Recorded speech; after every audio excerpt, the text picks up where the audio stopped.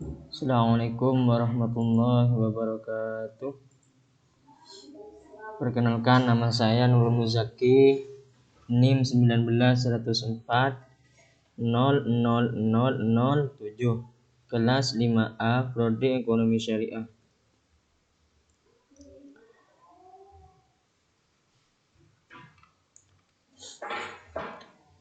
Jadi di sini saya akan menjelaskan tentang masalah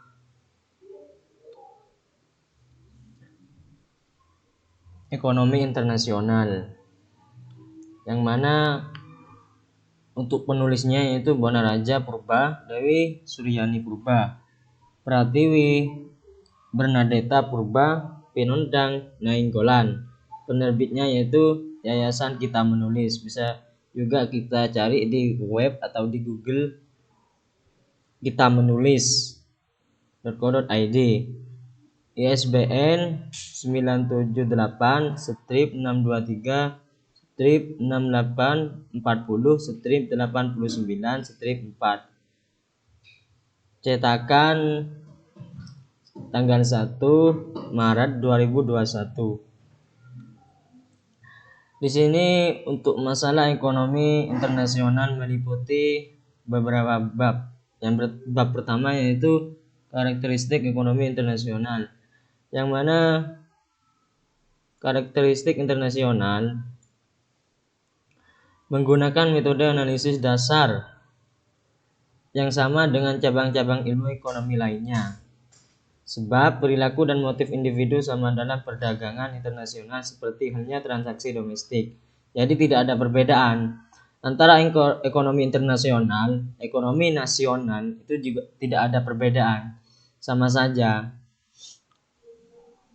Sama-sama menggunakan metode analisis.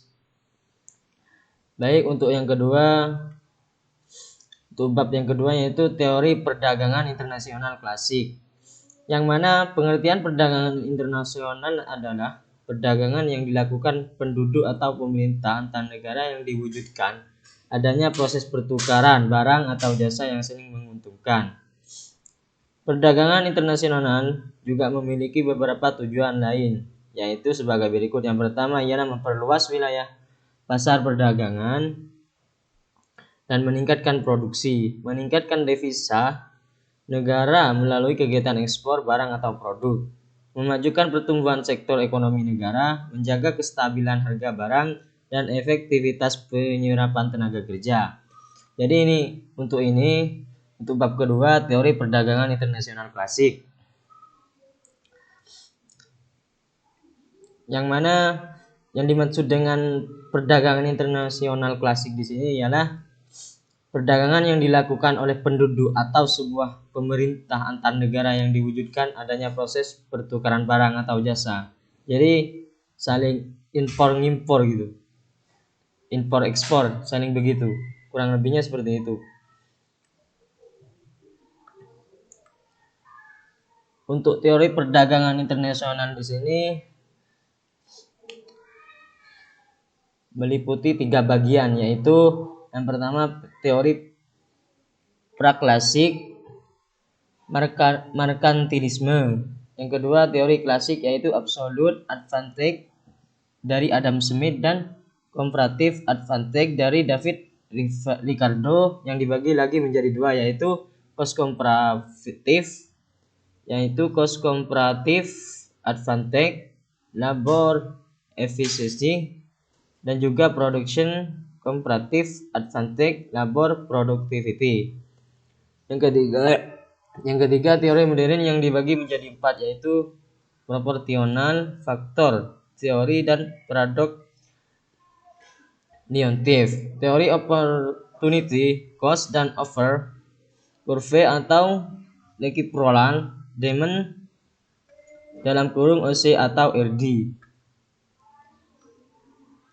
Jadi untuk bagian bab yang ketiga ialah teori perdagangan internasional modern, yang mana teori Heckscher-Ohlin menjelaskan bahwa penentu utama perdagangan internasional adalah perbedaan berbagai harga faktor produksi antar negara dan relatif dari karunia alam. Hexer Ohlin berpendapat bahwa pola perdagangan diawali dengan mengungkapkan perbedaan berbagai harga antar negara secara spesifik.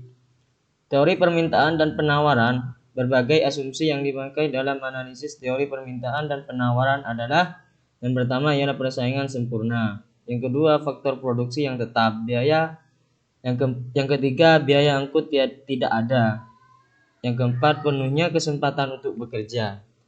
Jadi untuk bab ketiga seperti ini menurut teori Heckler-Ohlin.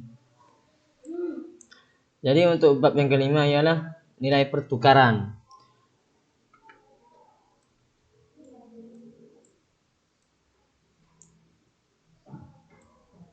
Hubungan impor dan ekspor adalah hubungan perdagangan antara satu negara dan negara lain. Ekspor dilakukan oleh satu negara karena harga yang diperoleh lebih tinggi untuk barang yang diekspor ke luar negeri. Impor dan ekspor tidak terlepas dari masalah harga dan keuntungan karena menyangkut permasalahan jual beli secara internasional. Faktor yang mempengaruhi nilai pertukaran ialah yang pertama nilai tukar yang berupa mata uang. Dengan adanya depresiasi, mata uang membuat barang lebih murah bagi konsumen luar negeri. Yang kedua, kualitas dan kuantitas produk-produk yang memiliki kualitas baik dan peralatan berat serta mesin industri memiliki nilai yang lebih tinggi jika dibandingkan dengan produk mentah. Yang ketiga, tingkat inflasi yang tinggi biasanya ditandai dengan kenaikan harga barang atau jasa dalam perekonomian suatu negara, dan hal ini juga berdampak produk ekspor. Jadi untuk bab 5 seperti itu nilai pertukarannya. Hubungan antara impor dan ekspor adalah hubungan perdagangan antara satu negara dan negara lain. Kurang lebihnya seperti itu. Jadi untuk meninjau ke bab yang selanjutnya itu bab 6, yang mana bab 6 di sini liberalisasi perdagangan. Ada 3 pendorong utama yang menjadi alasan suatu negara.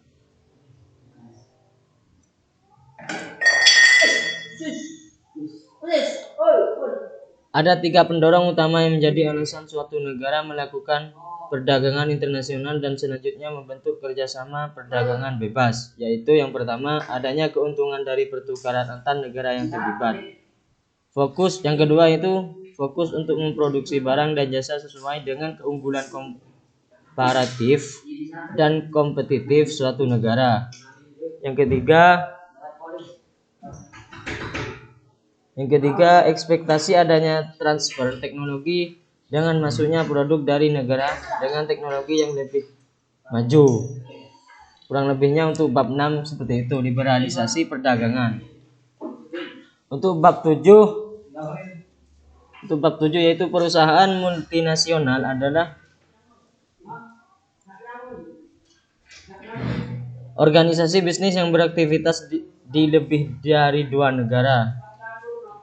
Perusahaan multinasional ini biasanya melakukan investasi langsung luar negeri dan dapat beroperasi di lebih dari 100 negara dengan mempekerjakan ribuan orang di luar negara asalnya.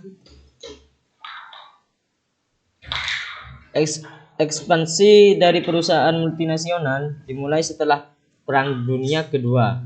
Berikut adalah ciri-ciri perusahaan multinasional. Yang pertama ialah memiliki lingkup kegiatan income generating perolehan pendapatan yang melampaui batas-batas negara. Yang kedua, perdagangan yang terjadi dalam perusahaan multinasional kebanyakan terjadi masih dalam lingkup perusahaan itu sendiri, walaupun antar negara. Yang ketiga, memiliki kontrol terhadap teknologi dan modal secara ketat. Untuk yang keempat ialah sistem manajemen dan distribusi dikembangkan melintasi batas-batas negara, terutama dalam sistem modal ventura, lisensi, dan franchise. Yang kelima, memiliki visi dan strategi produksi barang yang berbasis global. Kurang lebihnya untuk bab 7 yaitu perusahaan multinasional. Kurang lebihnya seperti itu untuk bab 7.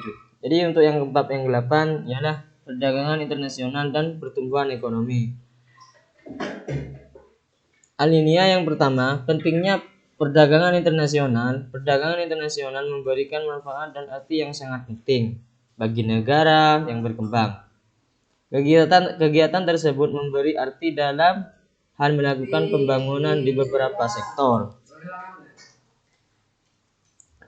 Untuk alinea yang kedua yaitu hambatan perdagangan internasional. Perdagangan internasional yang dilakukan sering mendapat hambatan, baik yaitu hambatan dari dalam negara maupun dari luar negeri. Untuk alinea yang ketiga, beberapa isu penting perdagangan internasional. Perdagangan internasional seringkali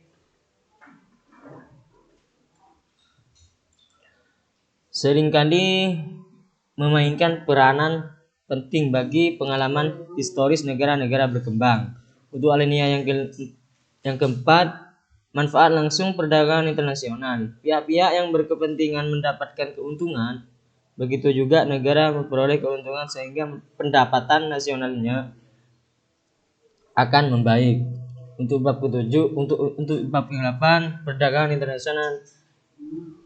Untuk bab ke-8 perdagangan internasional dan pertumbuhan ekonomi. Kurang lebihnya seperti itu. Jadi untuk bab